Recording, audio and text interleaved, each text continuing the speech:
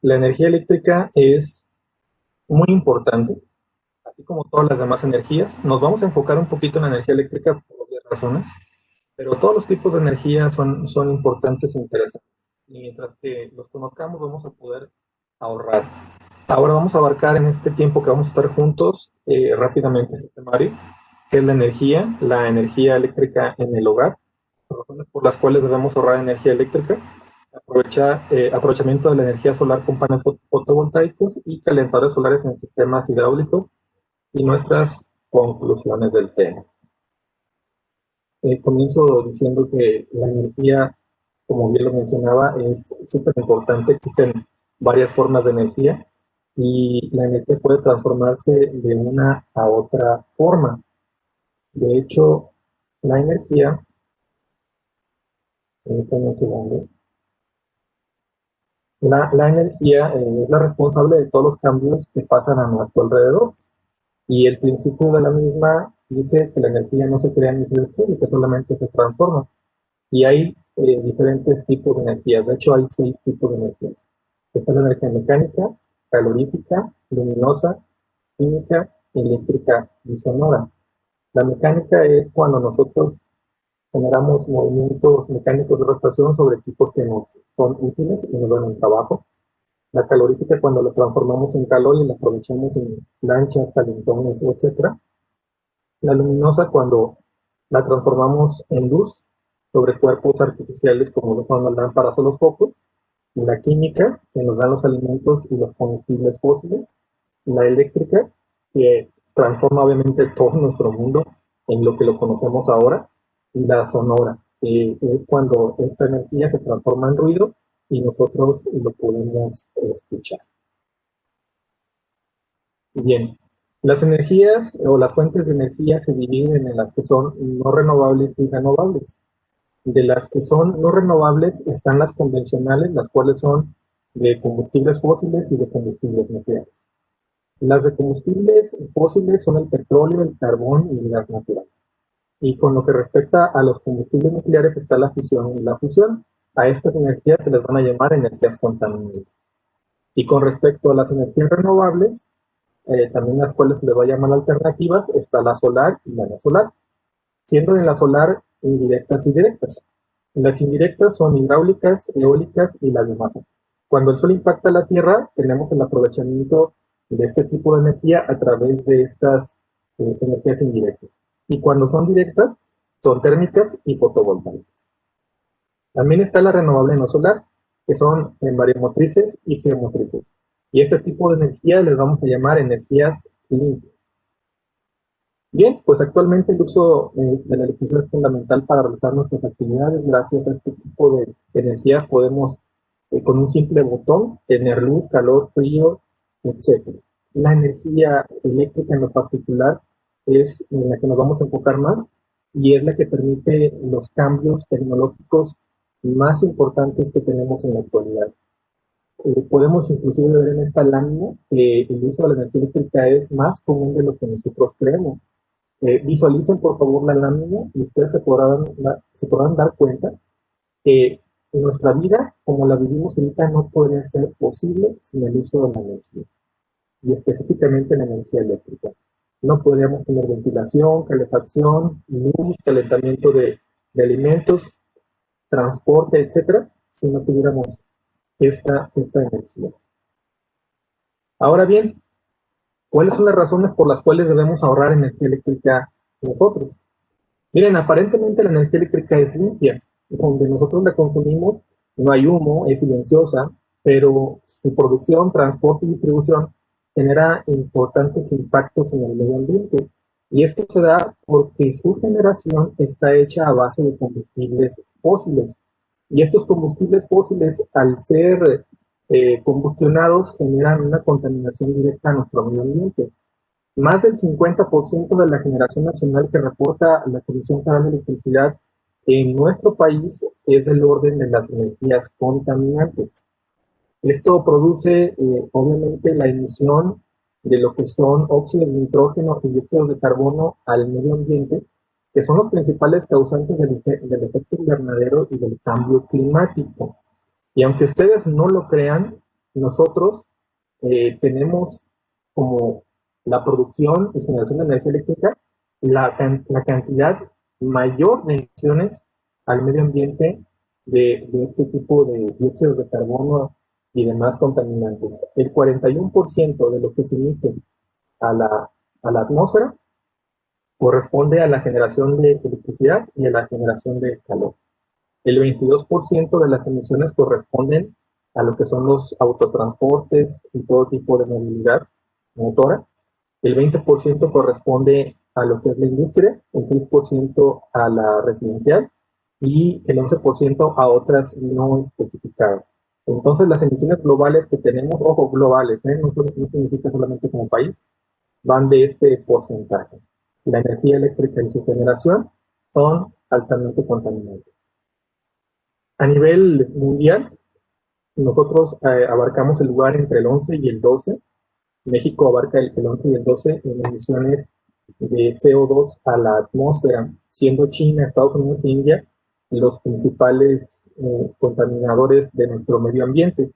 Pero a pesar de que nosotros estemos muy lejanos de estos principales contaminadores, en datos que tenemos acerca de la contaminación a nivel Latinoamérica, México ocupa el primer lugar de los países contaminantes de habla latina, seguido de Brasil, y nosotros tenemos como un dato curioso que emitimos aproximadamente lo que es el 3% de lo que emite China, que es el país más contaminante. Entonces no tenemos nada que gloriarnos, no estamos en números tan buenos. A lo mejor a nivel mundial abarcamos un digno número 12, pero a nivel Latinoamérica somos el país más contaminante en el mundo, México. Por lo tanto, es importantísimo cuidar nuestro consumo de energía, de todo tipo de energía, pero sobre todo la eléctrica, ya que si nosotros no somos conscientes de nuestros consumos, vamos a tener derroches tremendos de esa energía y obviamente consecuencias graves en nuestro planeta. Y estas consecuencias pueden ser cambios climáticos, como ya lo estamos viviendo, lluvias ácidas, residuos nucleares e incremento de la contaminación en general. Ahora bien, es imprescindible dejar una huella ecológica y esto solamente va a suceder cuando nosotros tomamos conciencia de cómo nosotros afectamos a nuestro medio ambiente. Nosotros en México tenemos un porcentaje de entre 1.75 y 3.5 hectáreas globales, cuando nosotros en datos estadísticos debiéramos de tener un valor menor de 1.6 hectáreas globales. Y este valor representa el porcentaje que necesitaríamos nosotros de terreno para poder subsistir y que el terreno mismo nos diera la posibilidad de poderse regenerar. Entonces, nosotros no estamos tampoco en buenas condiciones con respecto de otros lugares del país, del mundo, correcto.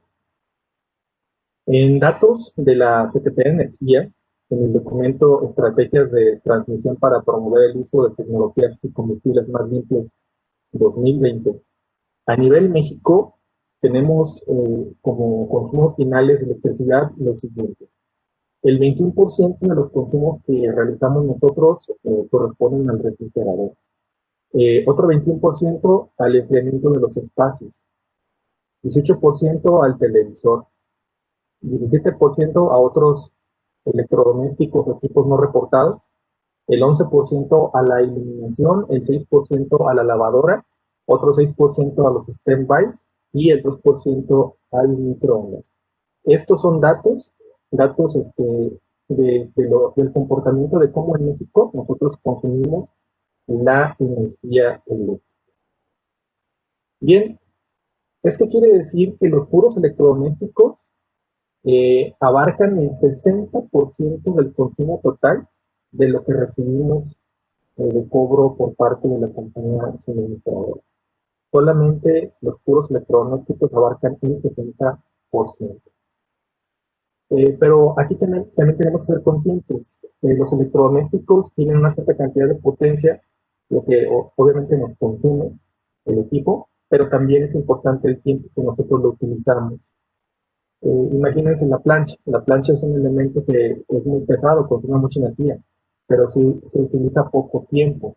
Más sin embargo, el refrigerador, aunque consume menos que la plancha, se usa todo el tiempo. Entonces, cuando hablamos de la potencia de los equipos y de los costos finales de estos, siempre tenemos que ser conscientes de que va la relación del valor de potencia que tiene el equipo contra el tiempo que se utiliza. Este tipo de valores nos va a poder dar luz de cuánto realmente va a representar ese dispositivo a la hora de pagar nuestro recibo de energía eléctrica. Bien, aquí les voy a presentar unos consejos que yo creo que son muy prácticos, que son muy sencillos y que a pesar de que son muy lógicos, no está por demás mencionarlos. Vamos a hablar de 15 de estos consejitos que a lo mejor algunos de ustedes ya los aplican, algunos tal vez no. Vamos a empezar. El primer consejo es revisar la instalación eléctrica para detectar fugas y corregirlas. Recuérdese que las instalaciones eléctricas necesitan ser revisadas así como cualquier cosa que tenga un desgaste. En el caso particular de nuestras casas, nosotros me imagino que creemos que son eternas las instalaciones eléctricas, así como la casa. Pero no es así, todo tiene una fecha de caducidad. De hecho, las instalaciones eléctricas deben ser revisadas y, pues en este caso, darles mantenimiento en periodos no superiores a 5 años. Así que si nosotros tenemos una casa de 15, 20, 30 años y no tenemos dado un mantenimiento, pues lo primero que tendríamos que hacer es hacer una revisión para detectar las fugas y corregirlas. Aquí lo que yo te sugeriría mucho es que la persona que contraten sea un profesional, porque ese profesional va a saber qué revisar y qué ofrecerles, ya que de lo contrario va a pasar lo que siempre me pasa, por ejemplo, en las capacitaciones. Cuando yo explico este punto, lo primero que me preguntan es, ¿y qué debe revisar un electricista en un mantenimiento? Y bueno, yo les contesto algo muy sencillo. ¿Qué pasa cuando tú vas con un doctor a hacerte un check-up? ¿Qué te revisa? Bueno, pues la respuesta es fácil. Te revisa sangre, te revisa descompresión, te revisa... O sea, todo un checklist que él tiene.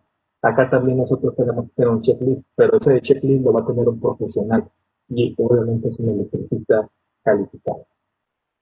Bien, otro consejo es mantener siempre limpios los aparatos eléctricos y eliminar todo residuo de los equipos, como tostadores, microondas, etcétera. Conservarlos en buen estado reduce el gasto de energía eléctrica y los mantiene siempre disponibles para ser utilizados. A pesar de que ustedes no lo crean, esto es muy lógico. Si nosotros mantenemos limpios los equipos, ellos van a funcionar adecuadamente. ¿Qué pasaría si, por ejemplo, nosotros al tiempo de los mantenimientos del vehículo no le hacemos los cambios de los filtros de aire, los filtros de aceite? Creo que todos los que manejamos sabemos que el motor no rinde y se siente sin potencia. Y cuando nosotros le hacemos los mantenimientos en tiempo y forma, los vehículos rinden más y se sienten con potencia. Prácticamente es lo mismo, ¿no? Pero esto es a nivel de casa. Bueno, otro consejo también es que si tú puedes utilizar estufas de gas contra las estufas eléctricas o estas parrillas que están muy modernas en la actualidad, pues es mejor utilizar el gas. Todavía en estos momentos es más barato el gas que la electricidad. Si tú quieres hacer uso de lo que son las estufas eléctricas, pues no hay ningún problema. Pero tienes que estar consciente que se te puede aumentar hasta un 70% más de consumo de energía eléctrica, con obviamente las consecuencias económicas que esto representa. Si tú estás dispuesto a sufrir este tipo de incremento, pues adelante, no hay problema. Pero en lo que son datos técnicos, sí se sugiere mejor usar gas porque todavía en estos momentos es mucho más económico. Otro consejo es utilizar reguladores en los equipos electrodomésticos, eléctricos en general en el hogar, ya que los consumos se vuelven más estables de los equipos y evita que las bajadas o las subidas de los voltajes o inclusive los picos o transitorios que se presenten en la red puedan dañar los equipos. Así que alargan la vida útil de los equipos, mantienen un consumo estable y en caso de alguna falla los protegen. Esa sería la razón. Otro consejo más sería que cuando tú utilices tus equipos de cómputo, ya sea que sean fijos o ya que sean como el de la derecha que son laptops, y te retires, ya sea al baño, ya sea a comer, ya sea a atender una llamada, puedas apagar la pantalla en el caso de los que son fijos, o puedas poner en hibernación la laptop. Esto va a representarte un ahorro de hasta 75 watts del equipo. Lo que significa es que esa energía finalmente te la estás ahorrando. Así que en el caso de lo que son los equipos fijos, el hecho de apagar la pantalla no perjudica absolutamente nada en el CPU. Y el hecho de tú poner en hibernación la computadora hace que en el momento que la vuelvas a abrir, te vuelva a dejar la última acción que estabas realizando sobre el dispositivo sin mayor contrato. Así que lo único que hiciste fue ahorrar electricidad y energía. Bien, con respecto a lo que son los equipos que emiten calor, ya sea lanchas, tostadoras, calentones, parrillas, etcétera, se sugiere que antes de que nosotros nos retiremos de la actividad de hacer uso de estas, nosotros aprovechemos el calor residual. Y les voy a poner el ejemplo de lo que es el calentón que tenemos ahí en la fotografía del medio, que sería el más sencillo. Si yo estoy calentando un espacio como una recámara, yo tengo dos opciones. El apagar ese calentador antes de salir de la recámara y aprovechar ese calor residual y después levantarme y salirme de ese lugar, o levantarme, apagarlo y salirme, y que ese calor residual no lo aproveche absolutamente nadie. Entonces, en la primera opción, tú estás aprovechando esa energía, y en la segunda no la estás aprovechando. Así que el aprovechar el calor residual de estos dispositivos que emanan calor sería obviamente la opción. Bien, otra forma más de ahorrar energía es con respecto a la lavadora. Cuando se sugiere por el fabricante que laves la mayor cantidad posible dentro de los rangos o límites del fabricante. En este caso, si tu lavadora es de 10 kilos, pues 10 kilos, de 15 kilos, 15 kilos, 20 kilos, 20 kilos. O sea, cargas completas. Y también que utilices el producto que se te sugiere, ya sea polvo, ya sea líquido, ya que si ustedes hacen este tipo de acciones, van a ahorrar en energía y en productos químicos que están comprando. No van a sobrecargar los equipos y no van a gastar tanta agua. Si ustedes solamente meten, bueno, vamos a suponer, ustedes juegan fútbol, ¿no? Y llegan del fútbol y solamente quieren meter su puro uniforme. Van a meter las calcetas, van a meter el pantalón y la camisa.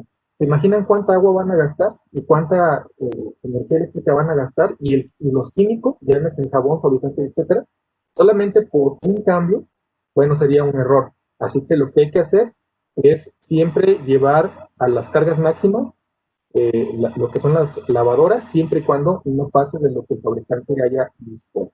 Aquí, en este sentido, ahorrarías electricidad. Con respecto al planchado de la ropa, también se sugiere que ustedes planchen todo en una sola exhibición, que no se levanten un día y calienten la plancha solamente para una camisa, y al día siguiente para otra camisa, y al día siguiente para otra camisa.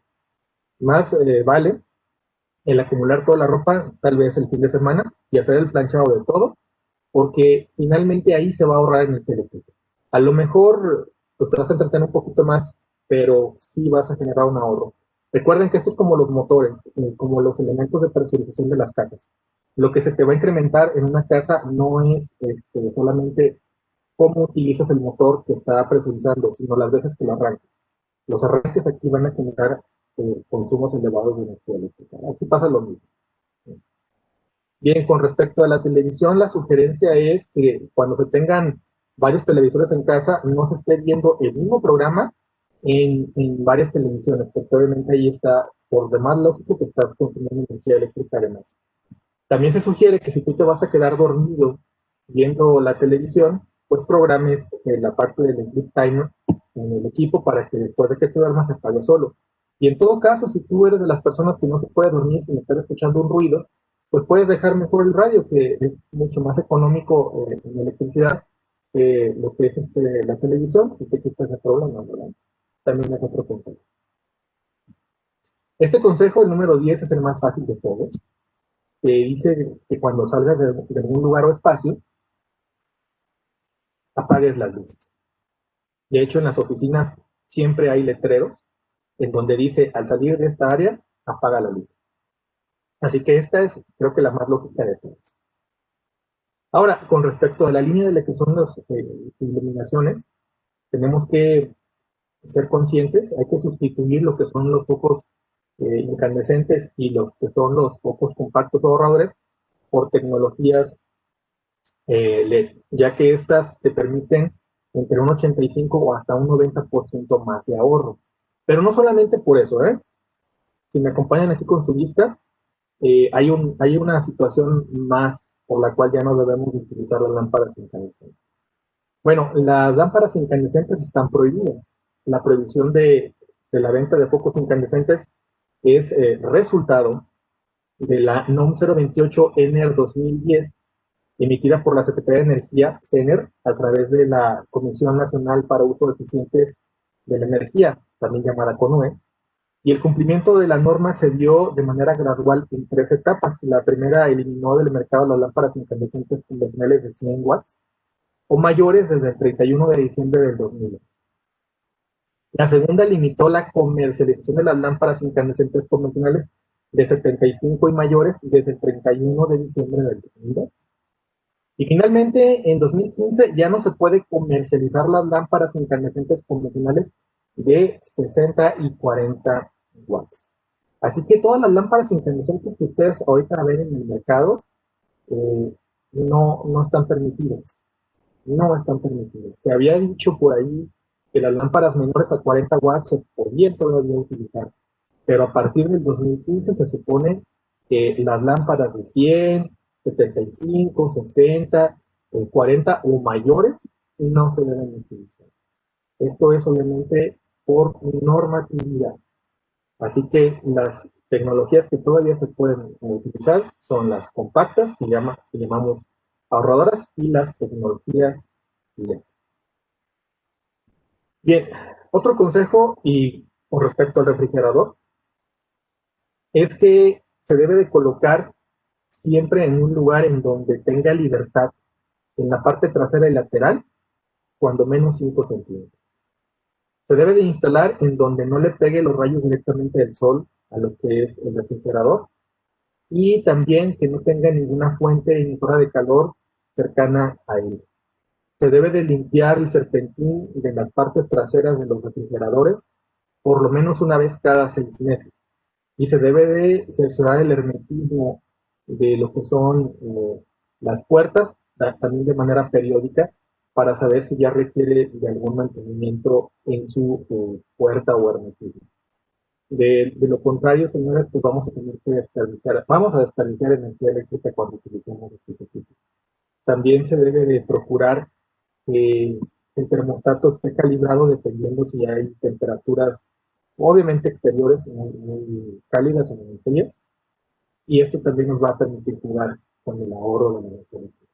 Recuerden que las nuevas tecnologías tienen pues más servicios para nosotros, hacen agua, hacen hielo, algunos tienen pantallas, como por ejemplo el de la imagen, y mientras más cosas tenga el refrigerador, pues más energía da.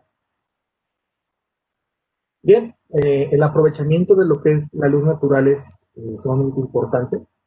Se debe de aprovechar domos, vitrales, ventanas, etcétera, para que mientras mayor luz natural entre a nuestro domicilio, menor uso de energías por medios de lámparas artificiales podamos hacer. Entonces, el hecho de que nosotros tengamos buena iluminación natural nos va a permitir ahorrar energía. Si un buen arquitecto, genera un buen diseño en una instalación, en una casa, perdón, hay que respetar esa instalación.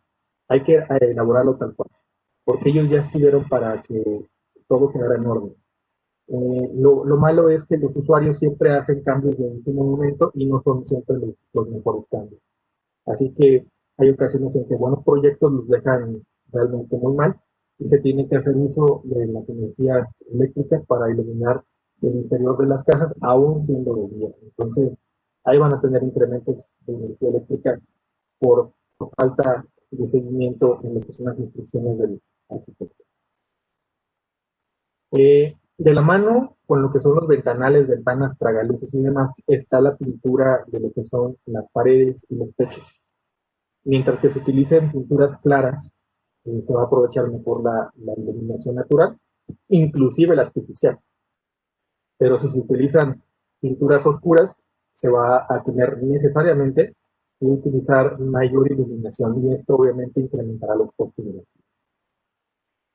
Y por último, pues debemos nosotros de desconectar todos los equipos eléctricos que no utilicemos y que obviamente no sean prioritarios. Y esto nos va a ahorrar hasta un 13% del recibo según datos de la Profeco. Así que si nosotros no utilizamos algo en lo particular, podemos desconectarlo físicamente de la instalación y listo. Recuerden que algo que esté conectado y que no esté prendido, pero que tenga un poquito, un relojito o algo, está generando un consumo de energía, a los cuales también se les llama consumos vampiros. Y estos consumos vampiros son los que conocemos como los stand-by.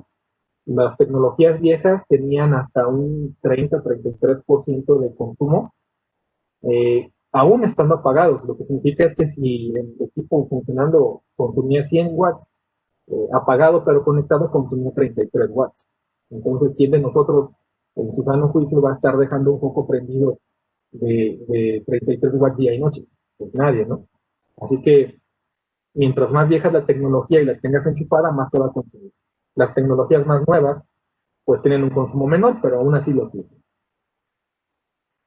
Si nosotros aplicamos este tipo de recomendaciones, podemos tener un ahorro de hasta un 35% en la facturación de energía eléctrica. Y esto nos supondría una economía en el ahorro doméstico de nuestro dinero y también una protección al medio ambiente. Así que este tipo de reglas y recomendaciones tan sencillas nos puede generar un ahorro al corto y mediano y largo plazo. Pero, ¿qué hacer cuando ya nosotros hicimos todo lo posible y aún así no ahorramos? Bueno, pues, ¿cuánto pagamos de electricidad? O sea, ya vimos que no ahorramos. ¿Cuánto pagamos de electricidad? Tenemos que saber en qué tarifa estamos, en qué consumos tenemos, y a partir de ahí tomar la decisión de si es viable o no utilizar sistemas fotovoltaicos.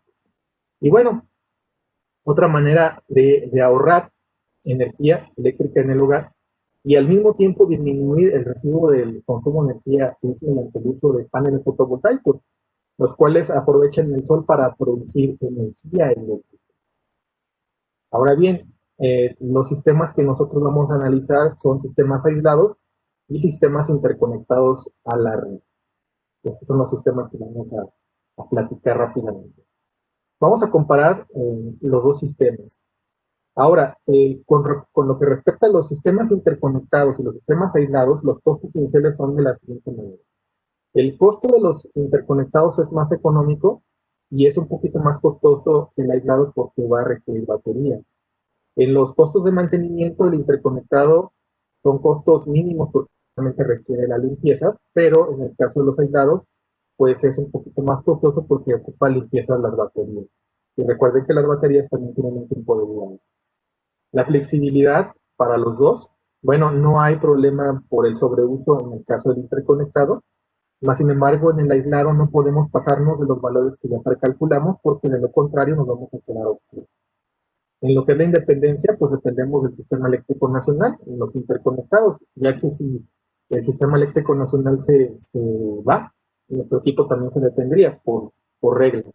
Recuerden que estos equipos deben tener una condición de isla activa, que en el caso de que CFE se retire, ellos también se retiren para evitar que se suministre energía por parte del usuario a la red de CFE y que genere por ahí un problema.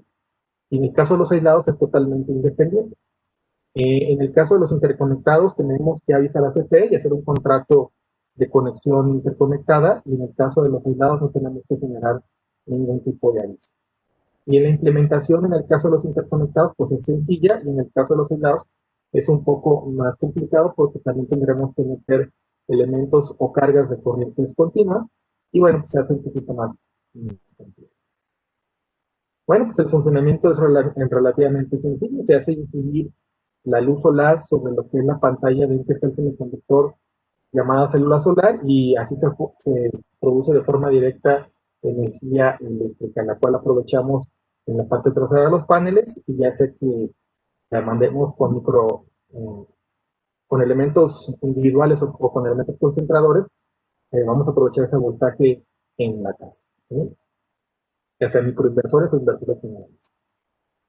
Ahora bien, los sistemas fotovoltaicos aislados, como está en la imagen, son muy sencillos, requieren solamente de lo que son los paneles, los controladores, el banco de baterías, las cargas que pueden ser en corrientes directas o en su defecto inversores para transformarlas a corrientes alternas. Y aquí vas a necesitar invariablemente la cantidad de energía, saber la cantidad de energía que vas a consumir para que esto te dé la cantidad de paneles que vas a ocupar y la cantidad de banco de baterías que vas a necesitar. Y también, obviamente, el tipo de inversor que te va a soportar tus cargas de corriente alterna. O sea, es un poquito más complicado, pero esto sí es bueno cuando es lugares como ranchos, rancherías, en el cerro, lugares aislados, donde no pasa la red nacional, ahí te va a beneficiar muchísimo. Ahora, en lo que respecta al sistema interconectado, siempre y cuando tengas la posibilidad de tener el sistema eléctrico nacional cerca, la tengas cerca a la red nacional, tengas altos consumos, a lo mejor tú vas a ser un candidato para ese tipo de sistemas, en donde vas a interconectar tus sistemas fotovoltaicos con la red nacional y obviamente al ser una interconexión, ya sea tú vas a poder recibir de CFE o CFE va a poder recibir de tu generación. Así que durante el día donde está el sol impactando tus paneles, tú vas a poder ser suministrado por ti mismo y tal vez por parte de ese lo que te falte, o todo por ti mismo y después el resto de lo que te sobre se lo das a CFE. Al fin y al cabo, al final de lo que es el mes, o ya sea bimestral, se genera una cuenta y vamos a ver quién le debe a quién. En el caso de que tú le debas a CFE, pues le pagas lo que es la diferencia. Y en el caso de que sea al contrario, CFE te da un plazo de hasta un año para consumir el dinero consumir los kilowatts que quedaron ahí pendientes. En el caso de los sistemas que son interconectados, pero son híbridos, estos tienen un mayor costo, pero son prácticamente, ¿cómo les digo?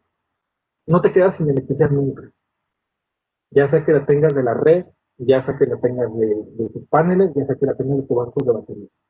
Este tipo de equipos son más caros, pero obviamente es cuando lo valoras completamente y dices costo-beneficio, necesito un sistema como este. Bien, aquí están los componentes de los sistemas fotovoltaicos, vamos a hablar de ellos de manera individual. Bueno, aquí tenemos el primero que es la compañía suministradora. La compañía suministradora nos va a dar alimentación, ya sea aérea o subterránea, a través de lo que son los postes o fosas, llegando directamente a nuestra base de medición. El medidor que nos va a brindar CFE tiene que ser bidireccional, que permita la cuantificación de la entrada de la energía que consumimos y la cantidad de energía que aportamos a la red. Esto es para, obviamente, los cobros finales. Los módulos solares, que dependiendo de tamaños y tecnologías van a ser la cantidad de energía que aporten, y también pues las marcas nos van a dar la durabilidad. Estas son las que transforman la energía solar en electricidad. Los inversores son aquellos que toman la electricidad de corriente directa, la corriente de pila, que tiene positivo y negativo, y la transforman a lo que es la corriente alterna, que es la que realmente utilizamos en las casas. Luego está también los bancos de batería, que van a ser solamente en sistemas separados o híbridos. Y estos nos van a ayudar a almacenar la energía que se generó por parte de los paneles y después solamente en las noches cuando se necesita o en algún momento específico donde se necesita por parte de este banco, nos van a dar la energía. Pero recuerden que la vida útil de los bancos de baterías pues también tiene límite. Luego están los centros de carga y protecciones, que estos son los que van a administrar la alimentación de lo que es la energía que ya pasó de nuestros paneles al inversor y después a nuestra casa, y de lo que es el CFE, el medidor y luego el tablero. Aquí es donde confluyen los dos tipos de tecnología, la de los paneles y la de CFE. Y aquí entra a la propiedad y tienen también la obligación, estos sistemas, de proteger sobrecargas, cortocircuitos y fallas. Aquí algunos ejemplos, vemos cómo en esta vivienda hay suficientes paneles fotovoltaicos incluidos sobre la misma techumbre que nos van a permitir finalmente tener un arreglo de paneles, el cual nos va a dar energía eléctrica. Y aquí vemos un sistema interconectado. Tenemos paneles a la izquierda y tenemos el controlador, tenemos los tableros, tenemos todos los demás elementos aquí a la derecha para hacer el uso de nuestra energía solar.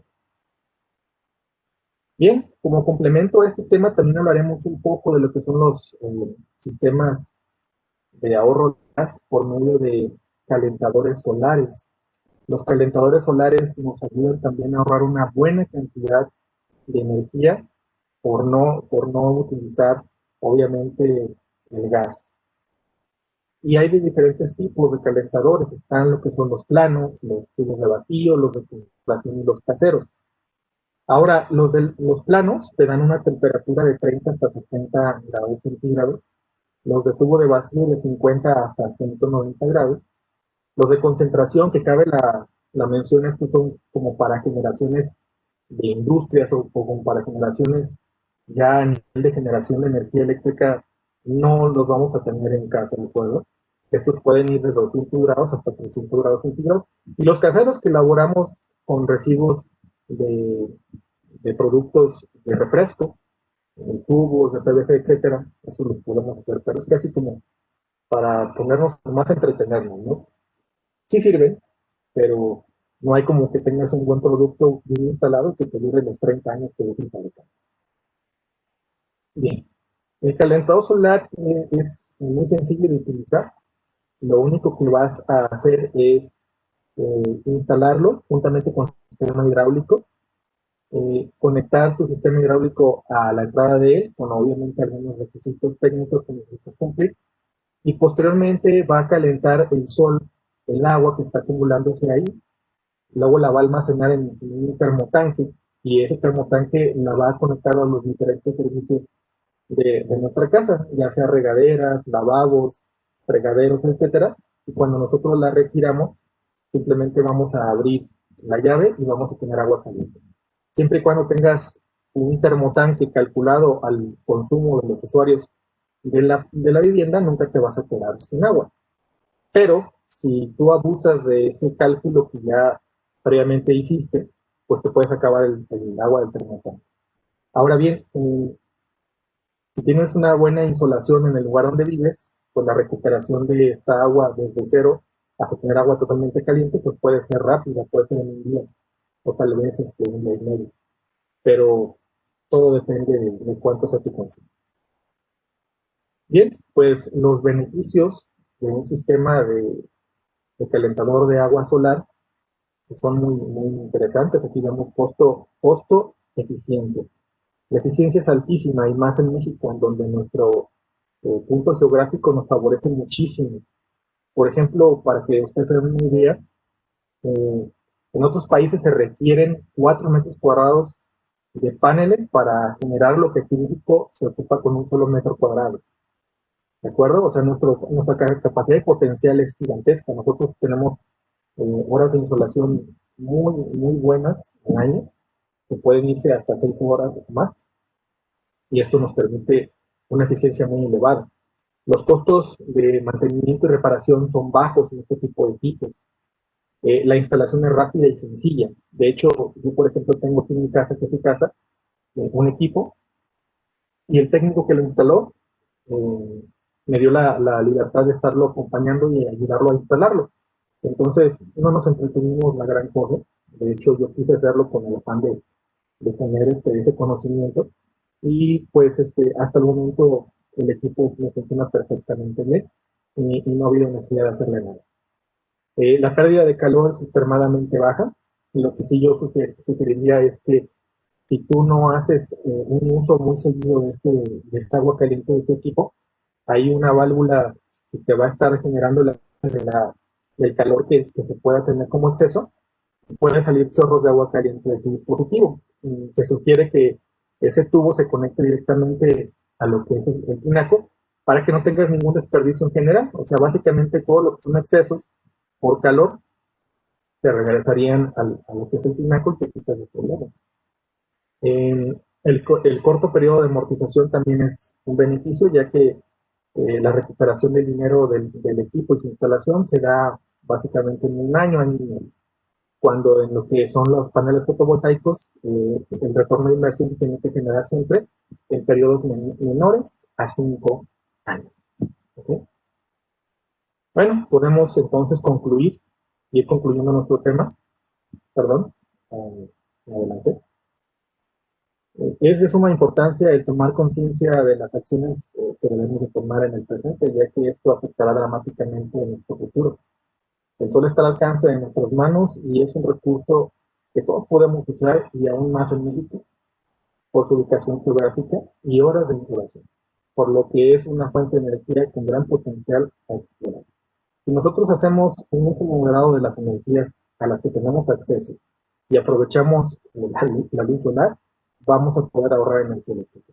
Aquí en casa, que les insisto, es su casa, desde que yo puse mi calentador solar, he venido a utilizar muy poco lo que es el gas y eso me ha representado un ahorro que obviamente diversifico en otro tipo de situaciones. Bien, pues les agradezco mucho la atención. Yo paso los micrófonos a Enrique para que pasemos a la sección de preguntas y respuestas. Muchísimas gracias por su atención. Muchísimas gracias, ingeniero. Pues aquí nada más tenemos una pregunta sencilla que nos dice de Juan Ignacio. El peso de la ropa es seco, ¿verdad? Correcto, y así es.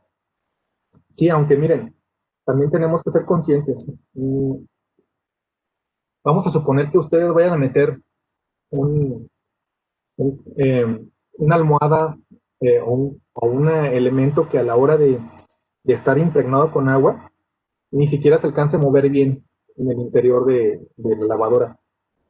A pesar de que cumple el requisito de peso, no va a poderse mover bien. Entonces, no va a poder ser, o no debe ser lavado en una lavadora convencional. Tendría que ser en una lavadora mucho más grande. De lo contrario, pues echarías a perder la transmisión de tu lavadora. Así que recuerden que no solamente es la condición de peso, sino también la condición de movilidad dentro de lo que es el propio dispositivo. Gracias por la pregunta. ¿Qué más, Uriel? Perfecto. Juan Ignacio pregunta, ¿hay reguladores que soporte la carga de un refrigerador? Sí, por supuesto. Los reguladores se dividen en ser activados o ser utilizados para equipo convencional y en equipo que utilicen motores. Entonces, por ejemplo, hay reguladores específicamente para microondas, específicamente para lavadoras, específicamente para bombas, porque su construcción interna está elaborada para tolerar cómo ellos arrancan y funcionan. No vas a poder colocarle uno casero que utilizas para la computadora o lo que es la impresora en un microondas, por ejemplo. No puede ser. Y de hecho, algo que te vas a dar cuenta es que su clasificación te lo va a indicar. Te va a decir, yo estoy hecho para esto. Hay algunas marcas que inclusive les ponen una clasificación como plata, oro o platino. Digo, no voy a mencionar marcas para no meter goles, pero ahí te dice, mira, la plata te protege esto y esto, la oro te protege esto, la platino te protege esto. Inclusive cuando lo sopesas, dices, oye, ¿qué tiene este? A lo mejor tiene las mismas dimensiones que el otro, pero está súper pesado. Bueno, su construcción interna está elaborada para tolerar diferentes situaciones, en este caso los arranques de los motores. Así que sí, sí hay una diferencia. Gracias. ¿Qué más preguntas? Perfecto. Uriel Álvarez pregunta, para los sistemas fotovoltaicos interconectados, ¿cuál es la capacidad máxima de generación? Ay, jole, no sabría darte el dato de la capacidad máxima de los interconectados. No sabría, no tengo la información ahorita.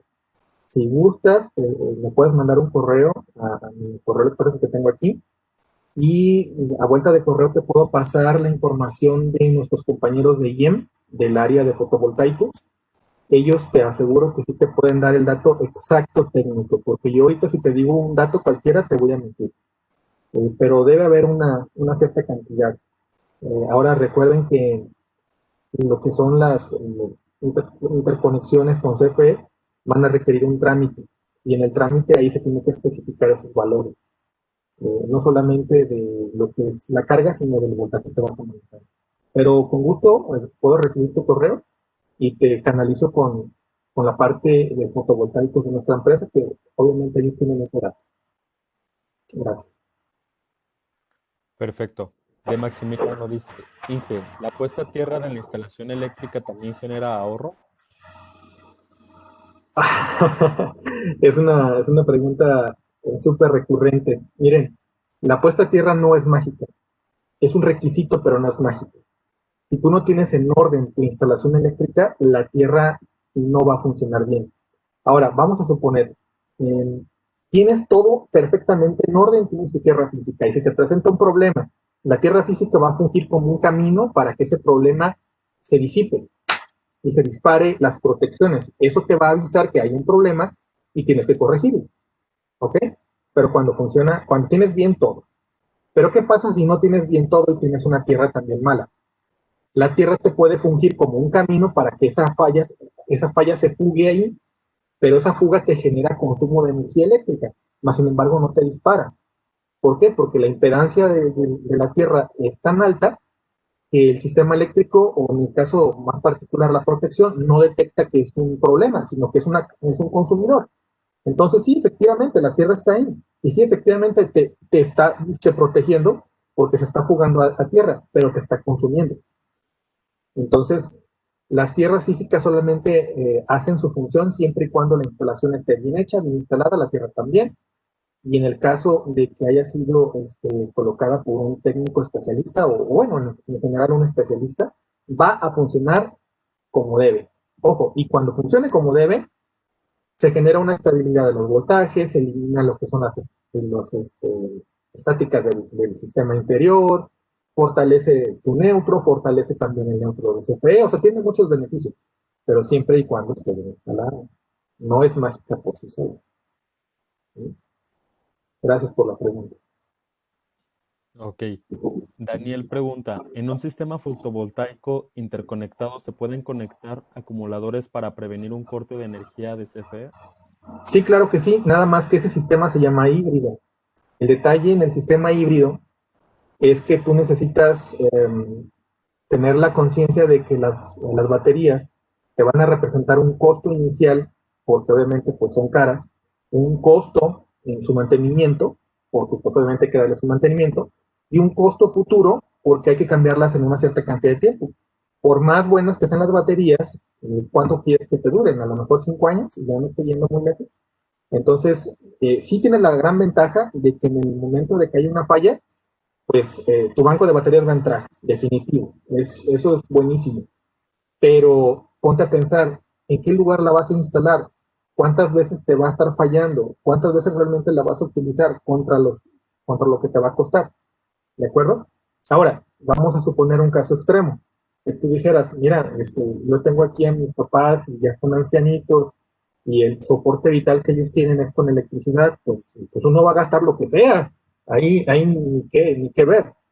Pero si no es el caso, pues entonces solamente es un costo mucho más elevado, ¿no? A lo mejor sí puedes tolerar un corte de energía de 1 o 2 horas, pero pues todo depende de tu situación en particular. Ahora, déjenme hacer un acotamiento. Vamos a suponer que efectivamente tienes un familiar que tiene un soporte vital con electricidad y no lo puedes desconectar. Tú debes de ir a CFE, reportar esta situación, generar las comprobaciones de que tienes una persona en esa situación y ellos reciben el reporte y en caso de que se genere una orden de corte por ausencia de pago o por cualquier situación, el departamento de corte va a tener ese documento en donde se soporta que tú tienes un familiar en esas condiciones y aún cuando se genera, perdón, aún cuando se tiene esa orden de corte, no te pueden cortar electricidad, ¿ok? Porque ya reportaste que la persona tiene un problema de salud. Que debes el dinero, sí, todo eso es verdad, pero te van a tener que llamar a jurídico, pero no te pueden cortar, ¿ok? Entonces, si ustedes llegaran a estar en esa situación, eh, es mejor el decir, ¿sabes qué? Hago el reporte CFE en vez de estar generando una conexión demasiado cara en la casa y que obviamente a lo mejor no puedes construir. Pero bueno, todo depende de cada circunstancia en particular. Gracias. Perfecto, ingeniero. Muchas gracias.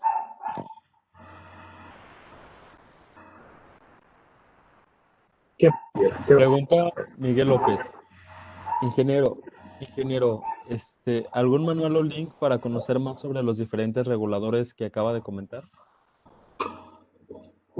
Enrique, ¿se pueden manejar nombres aquí o no? Sí, está bien, adelante. Sí, ok, mira. Las marcas Solo Basic son de las más comerciales y buenas que puedes encontrar en el mercado sin llegar a ser de estas que son súper caras. Y ellas manejan la marca eh, Silver, Gold o Platinum. Entonces, la información en su página de internet es libre. Yo les sugiero que se metan a su página y pueden checarlo directamente. Eh, También pueden irse sobre lo que es la recomendación de algún técnico especialista. Y bueno, ahora sí que ya hay marcas francesas, marcas sí, de otros países muy caras, pero yo creo que consumen lo nacional y que sea bueno, está perfecto, ¿no? Ahí te puedes dar una idea de qué es lo que venden y qué es lo que se acomoda a tu necesidad. Gracias por preguntar. Perfecto. Jaime pregunta, ¿cuál es el valor de tierra adecuado? Ok, la norma opción mexicana en su artículo 250 dice que debe ser menos de 25 ohms, lo que es la resistencia ómica de un sistema o varilla de puesta a tierra. Así que ya sea que tengas una varilla o varias varillas o diferentes métodos, debes de tener siempre menos de 25 ohms. Pero recuerden que ese valor lo debes de sacar con un telurómetro, un dispositivo que realmente mide lo que es la resistencia. No nada más es agarrar un multímetro y colocarlo en etapa de resistencia y querer medir entre el tablero y la varilla, porque lo único que vas a medir es la continuidad del cable. Lo que tienes que hacer es tomar un telurómetro, hay telurómetros de 3 puntas y de 4, y pones uno de los caimanes en lo que es la varilla y después pones los otros que son testigos, que son estacas. Eh, hace el terreno y te va a dar la información en el display del telurómetro y en ese momento sabes qué valor tienes. Así que tiene que ser menos de 25 años por normatividad. Gracias por la pregunta. Perfecto. Pregunta Miguel, ingeniero, a ver, permítame. ¿Puedo utilizar la tierra física del medidor como tierra física de algún equipo eléctrico o al estar conectado al medidor se convierte en neutro? Ok, bueno. Recuerden que las tierras físicas tenemos que colocarlas por norma y porque CFE lo exige. CFE lo exige en sus diferentes normatividades de conexión de equipo de acometida. Más sin embargo, en las reglas de CFE, ya sea sistema monofásico, bifásico, trifásico, nada más él coloca la varilla al pie de su equipo y listo. Solamente mete los cables de fase y neutro al interior. Más sin embargo, las reglas de la triple dice de la IEEE dice que se deben de generar interconexiones en todos los sistemas de tierra física que tengas en la propiedad. Entonces, haciendo alusión a esta información, nosotros podemos tomar la misma tierra de la varilla del origen, pasarla al interior de nuestro primer tablero o segundos tableros y utilizarla. ¿De acuerdo? Ahí no hay ningún problema. Lo que sí no se permite es que después de que ya se generó la interconexión entre el neutro y la tierra física, tengas que hacer otra interconexión de neutro y tierra física adentro. A ver, te explico, para los que no estén conscientes de esta situación. Cuando tú recibes los cables de fase y neutro de CFE, por la parte de abajo llega tierra física y la interconexión se da entre el neutro y la tierra física. Aquí se genera la interconexión. Esta interconexión sirve para fortalecer el neutro de CFE, para que cuando se genera una falla de parte de nuestra casa llegue a este punto y prefiera bajar la falla en vez de subirse a CFE y para generar una baja impedancia en el sistema. Esa es la razón. Pero, ¿qué pasa si tú al interior de tu tablero pones otra varilla? Lo que ya no puedes hacer es generar la interconexión del neutro adentro con otra varilla, porque tendrías dos interconexiones. Ya no puedes hacer eso. Así que la tendrás que manejar separada. Aquí está tu varilla, aquí está tu neutro y tus fases, ¿de acuerdo? Pero si tú ya tienes una varilla instalada y tienes otras acá, en otro lugar, se supone que por regla tienes que interconectarlas. Esto es necesario para evitar que las diferentes varillas que se tengan en el sistema tengan diferentes impedancias. Recuerden que impedancias es la resistencia que se maneja, pero el circuito es de corriente interna. ¿Ok? Al tener entonces la unión de esas varillas, solamente tienes una sola impedancia. Y a la hora que se presente una falla, esa falla encuentra un valor de baja impedancia y se desplaza por la Tierra. De lo contrario, si tienes diferentes varillas, la energía eléctrica cuando venga y presentes varios caminos, pues tendrá que elegir el camino de menor resistencia y a lo mejor no se dispara la protección. Entonces, el tema de tierras es un tema súper interesante y sí se necesita tomar mucha conciencia. Eh, a la respuesta expresa es sí, sí se puede utilizar la varilla que se te pide en el exterior, utilizarla al interior. Sí se puede. Nada más que tienen que tener en cuenta que las varillas deben de tener esta resistencia menor a 25 ohms. Gracias por la pregunta. Perfecto. Pregunta Maximiliano. ¿Puedo alimentar un mini split convencional con un sistema fotovoltaico aislado? Sí, claro que sí se puede. Mientras que esté dentro de los parámetros de potencia y tiempo de uso, claro que se puede. Ahora, ¿cuánto tiempo pretendes usar el aire acondicionado y de qué potencia es? Eso va a repercutir en cuántos paneles vas a ocupar y cuál va a ser tu banco de baterías. Así que a lo mejor sí se puede hacer, pero si tú eres de las personas que quieres usar el aire acondicionado las 24 horas del día, pues no va a haber equipo que te soporte. O sea, tiene que haber una congruencia entre lo que necesitas con lo que puedes absorber y almacenar. Acá les hago un ejemplo rápido. En el caso de mi padre, que está en las afueras de la ciudad, bueno, no sé si todos los que estén viendo aquí la capacitación son de Guadalajara. Aquí estamos transmitiendo de Guadalajara. Mi padre tiene una casa en las afueras de la ciudad y tenemos tres postes. Cada poste tiene dos luminarias y cada poste tiene paneles y tiene bancos de baterías.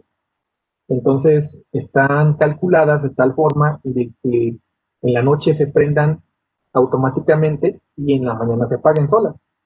Pero a veces en las reuniones familiares la luz que tenemos no es suficiente porque no es una luz de acento, es una luz solamente general para que pues no esté oscuro.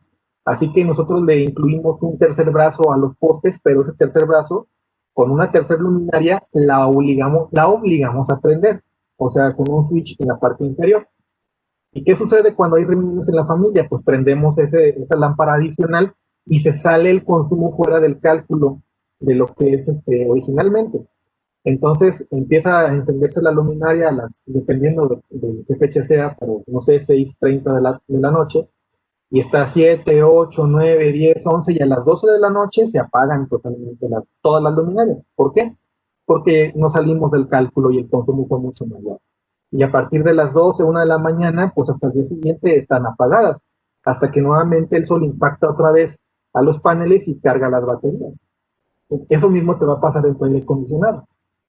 Así que hay que tener mucho cuidado, ¿vale? Y digo, solamente sería viable si es aire acondicionado, pues obviamente está en el rancho, en el cerro, en un lugar donde no esté la red nacional, porque de lo contrario, pues sería muy costoso, ¿no? Gracias.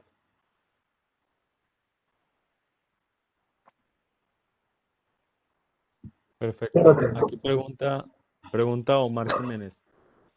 Para los sistemas fotovoltaicos, la generación permitida depende a la tarifa que se esté contratando que se esté contratando. En domésticos son 10 kilovolts de pico, en comercial es 25 ya en media tensión hasta 499, dependiendo de lo que tengas contratado con CFE. Más bien no Bueno, sé si hay una respuesta sí, entonces. es el comentario de la respuesta anterior. Ajá, No teníamos el dato. Muchas gracias por la respuesta. sí. Mu- Muchísimas gracias, Omar. Acá en el sistema, sí, adelante. Gilberto pregunta, ¿qué mantenimiento tiene una instalación fotovoltaica?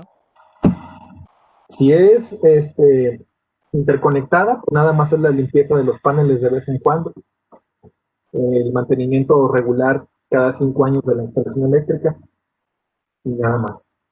En el caso de que sea interconectado, pues también tienes que hacer todo lo anterior, pero tienes que estar revisando el banco de baterías, porque el banco de baterías va a tener un desgaste. Así hay que estar revisando que estén en óptimas condiciones y en todo caso sustituir las baterías en caso de que ya hayan declinado en su vida útil. Y pues obviamente las baterías no son baterías de carro, son baterías solares y pues son un poco más costosas. Así que tiene que ser conveniente el que tu sistema sea separado para que sea costo-beneficio. Ese es el mantenimiento. Perfecto. ¿Qué tipo de baterías recomienda para un sistema híbrido? Pregunta Marco. Las mismas convencionales que utilizarías en un sistema aislado son igualitas. Recuerden que el sistema híbrido nada más va a variar en que tú vas a ocupar un transfer en donde a la hora que CFE vaya, te haga la transferencia a tu banco de baterías. A ver, vamos a entender lo siguiente. Los sistemas aislados están siempre separados de la red, ahí no tienes ningún problema. Pero un sistema interconectado va a estar tus paneles y CFE, ¿de acuerdo? Y estos dos van a generar energía eléctrica. Más sin embargo, esta energía eléctrica de estos dos los va a consumir el usuario, en este caso tú.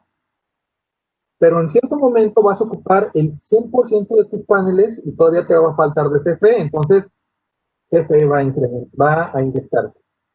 Pero hay ocasiones en que tú consumes tu energía, pero te sobra, entonces lo inyectas a CFE y CFE va a recibir energía.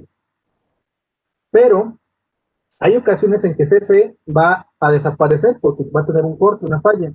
En ese momento tu sistema fotovoltaico sigue inyectando. Más sin embargo, si inyectara a la red, alimentaría la línea de baja tensión, que a su vez alimentaría la del transformador, y el transformador en la parte del medio quedaría alimentado. Si fuera un corte en donde se pretende hacer un mantenimiento y demás, los operadores podrían recibir una descarga eléctrica porque al ser alimentado por baja tensión, en media tensión, pues habría alimentación de energía eléctrica y se mataría a alguien. Entonces, ¿qué haces para hacer eso? Tienes que tener un equipo que te dé una condición de isla. Que en el momento de que CFE desaparezca, este equipo detecte que CFE no está y también se apague. ¿Ok? Para evitar la alimentación a la red de CFE. Entonces, en el sistema híbrido, lo que va a pasar es lo siguiente. Cuando CFE se detenga, tus paneles van a, van a tratar, o por razones obvias, de apagarse, pero en ese momento tiene que haber un sistema de transfer que diga, ok, te retiro, y ¿sabes qué? Estoy paneles y baterías, okay, paneles y baterías, y no deja de haber electricidad, ¿ok? Entonces las baterías no ocupan ser especiales en un sistema, sino simplemente con las baterías convencionales que tú utilizarías en un sistema aislado, es más que suficiente, ¿de acuerdo? Pero, obviamente, según la cantidad que necesites tu alimento. Gracias. Perfecto. Bueno, terminamos con las últimas tres preguntas. Francisco Hernández dice, ¿puedo conectar paneles solares adicionales al suministro de CFE y vender mi sobrante?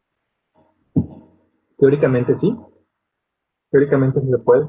De hecho, eh, para eso se hizo lo que es la reforma energética, para poderles nosotros vender a CFE.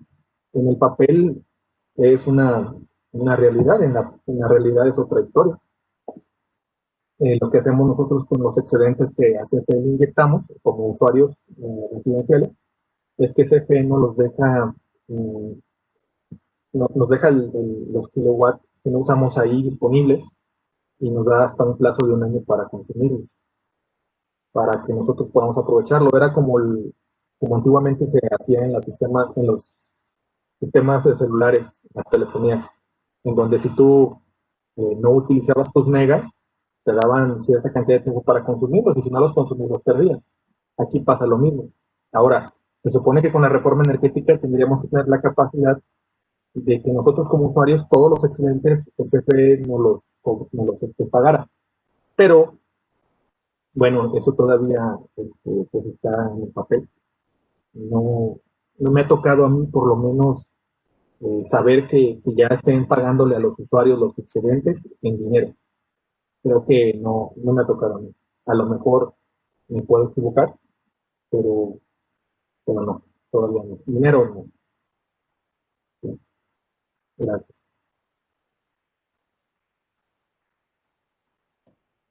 Perfecto. Pregunta Juan David. Buenas tardes. Para la instalación de un sistema fotovoltaico aislado, ¿existe un manual para instalación y cálculo del mismo? Bueno, no es tanto como un manual, digo, no es que no lo puedas encontrar, sino que necesitas que primero entender lo que es la electricidad, que son las bases, y una vez que ya conoces las bases, poderte meter a una capacitación de ese tema. Después de que estés en esa capacitación y ya domines, te puedes meter a una certificación. Y una vez que ya estés certificado, pues el documento se te va a extender, va a ser de valor oficial en todo el territorio mexicano, y puedes hacer las conexiones de este tipo de dispositivos y cobrar por ello. Pero el simple hecho de que un manual te diga, pícale aquí, hazle acá, súbele aquí, súbele acá, te pueda resolver todo el problema, no es tan sencillo. No es tan sencillo, porque recuerden que los cálculos se hacen en función de cada cliente en lo individual y según los retornos de inversión de lo que se calcule, los cuales deben ser menores a 5 años. Y pues eso no lo vas a poder calcular de una manera sencilla con un simple manual de sigue este paso del 1 al 10 y ya lo vas a hacer. Necesitas una capacitación, definitivamente.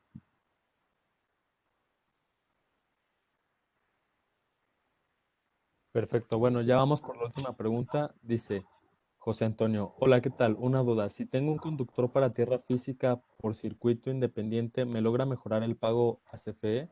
Por norma, cada circuito derivado debe de tener su conductor a tierra física y estos se unen en el centro de carga. ¿Es correcto? Gracias.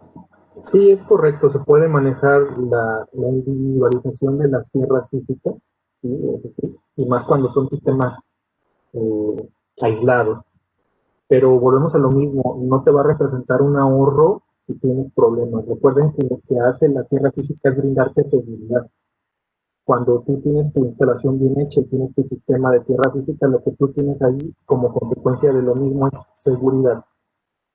Si tú tienes un buen sistema eléctrico, las eficiencias en el sistema eléctrico y en su uso son las que te producen el ahorro, no tanto la tierra, sino cómo eficientizas el uso de los equipos. Miren, les voy a poner un ejemplo. Imagínense que ustedes quieren accionar un mini split y ese mini split es de 1 tonelada, pero tiene la posibilidad de conectarse a 127 volts y a 220 volts. La pregunta de siempre es, ¿sí se va a borrar utilizando dos fases?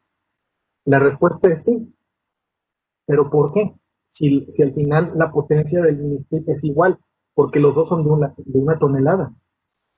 El detalle es que en el caso del monofásico, todo el amperaje que consume el equipo se va a consumir solamente en el sistema monofásico de una sola línea activa.